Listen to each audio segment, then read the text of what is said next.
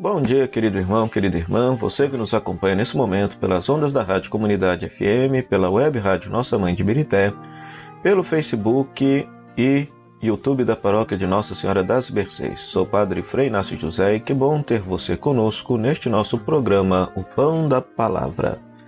Estamos celebrando o 15º domingo do Tempo Comum. A primeira leitura é Isaías capítulo 55, versículo 10 a 11. Isaías capítulo 55, versículo 10 a 11. Esses versículos, extraídos do último capítulo do segundo Isaías, descrevem a eficácia da palavra de Deus através da metáfora do ciclo da água. Chuva e neve não voltam para o céu sem terem regado a terra para tornar produtivo o trabalho do homem. Versículo 10. Do mesmo modo, a palavra que sai da boca de Javé, Deuteronômio capítulo 8, versículo 3, é eficaz. Guia o povo à salvação, como testemunha o episódio do Êxodo e como recordam incessantemente os profetas sem faltar à sua missão.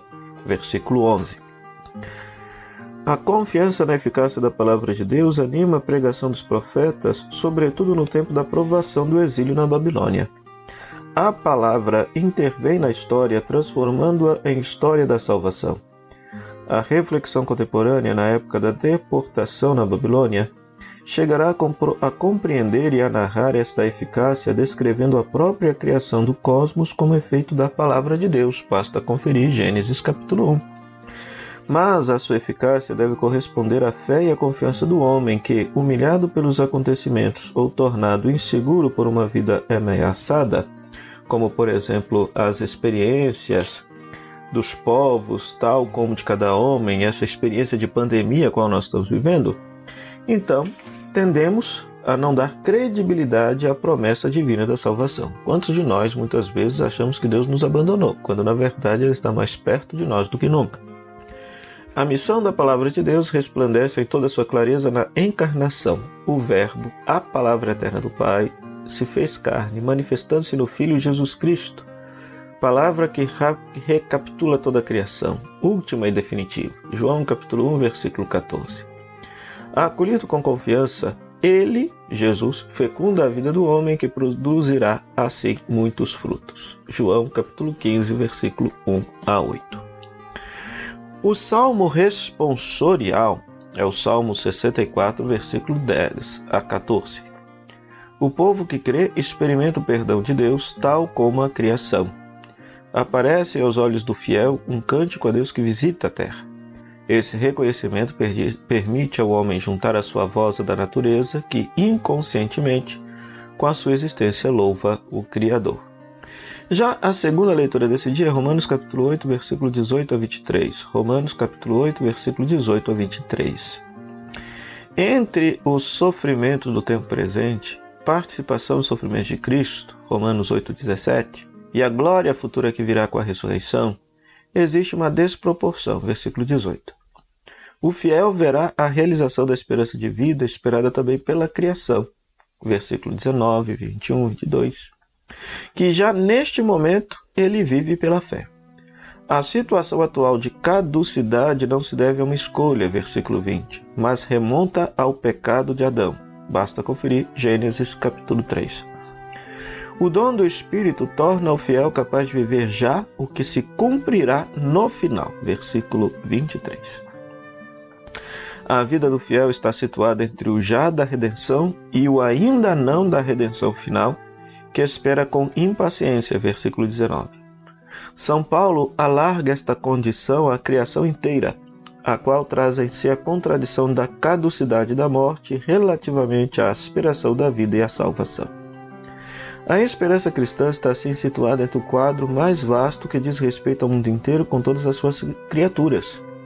A diferença está na consciência do cristão. Tornado participante do acontecimento da encarnação e da Páscoa do Senhor, o cristão goza desde agora dos frutos que o Espírito Santo, como primícias, confira lá o versículo 23, faz brotar nele.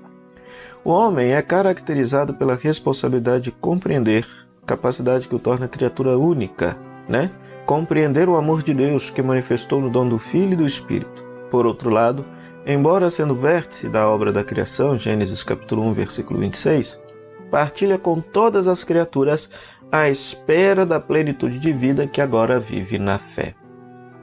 O evangelho deste dia é Mateus capítulo 13, versículo 1 a 23. Mateus capítulo 13, versículo 1 a 23.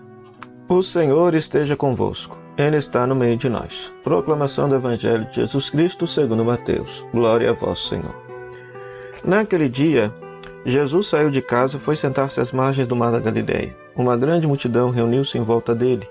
Por isso Jesus entrou numa barca e sentou-se enquanto a multidão ficava de pé na praia. E disse-lhes muitas coisas em parábolas. O semeador saiu para semear. Enquanto semeava, algumas sementes caíram à beira do caminho e os pássaros vieram e as comeram. Outras sementes caíram em terreno pedregoso, onde não havia muita terra. As sementes logo brotaram porque a terra não era profunda, mas quando o sol apareceu, as plantas ficaram queimadas e secaram porque não tinham raiz. Outras sementes caíram no meio dos espinhos. Os espinhos cresceram e sufocaram as plantas. Outras sementes, porém, caíram em terra boa e produziram a base de 100, de 60 e de 30 frutos por semente. Quem tem ouvidos, ouça. Os discípulos aproximaram-se e disseram a Jesus: Por que falas ao povo em parábolas? Jesus respondeu: Porque a vós foi dado conhecimento dos mistérios do reino dos céus, mas a eles não é dado. Mas à pessoa que tem será dado ainda mais e terá em abundância, mas a pessoa que não tem será tirado até o pouco que tem. É por isso que eles falam em parábolas, porque olhando eles não veem, e ouvindo eles não escutam, nem compreendem. Desse modo se cumpre neles a profecia de Isaías: havereis de ouvir sem nada entender, havereis de olhar sem nada ver. Porque o coração desse povo se tornou insensível, eles ouviram com má vontade, fecharam os olhos, para não ver com os olhos, nem ouvir com os ouvidos, nem compreender com o coração, de modo que se convertam e eu os cure. Felizes sois vós, porque vossos olhos veem e vossos ouvidos ouvem. Em verdade vos digo, muitos profetas e justos desejaram ver o que vedes e não ouviram, desejaram ouvir o que ouvis e não ouviram. Ouvi, portanto, a parábola do semeador.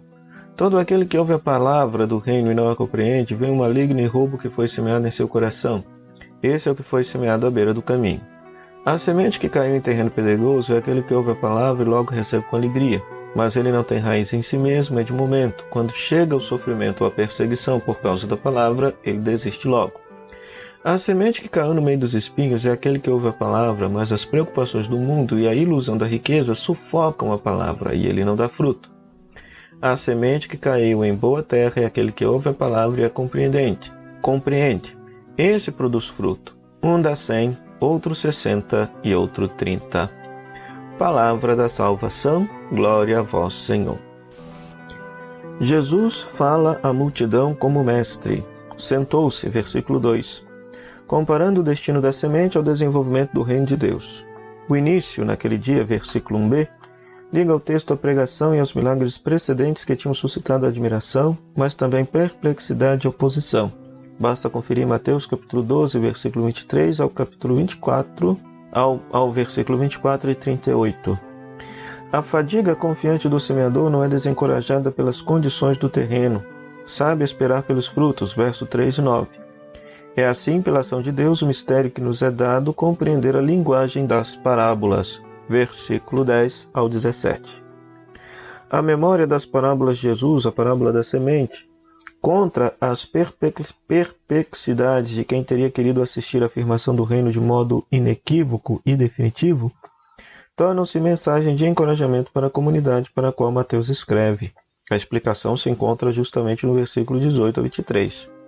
E ocasião para explicar o motivo de falar em parábolas, escolhido por Jesus, versículo 10 a 17.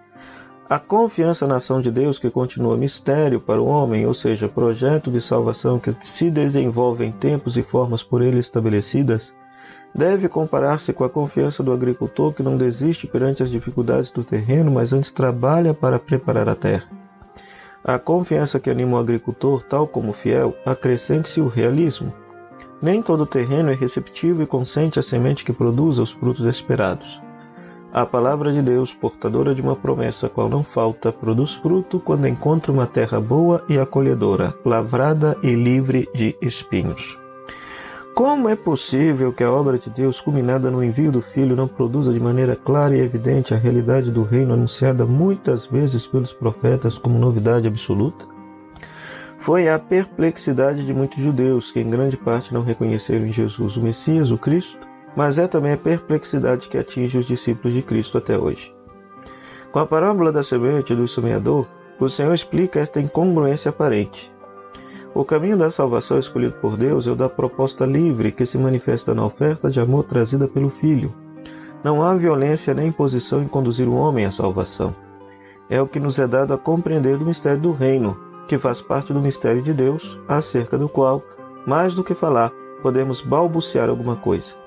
Por outro lado, aquilo de que temos certeza é de que sua palavra é eficaz e chegará à plenitude, mesmo se no tempo presente ela partilha a sorte de Jesus, que é a da semente. A humildade, a passagem através da morte, promessa segura de frutos abundantes. O caminho da palavra, o próprio Cristo, é o que o cristão deverá seguir, não se resignando com o mundo aparentemente irrendo, mas que vive já agora na fé a alegria de quem conhece o seu destino. Por esta fé, o fiel sabe ver na vida e no mundo sinais misteriosos do reino de Deus, como primícias do cumprimento. Mediante esta mesma fé, ele anima o mundo com a esperança, tornando-se, por sua vez, anunciador e semeador da palavra.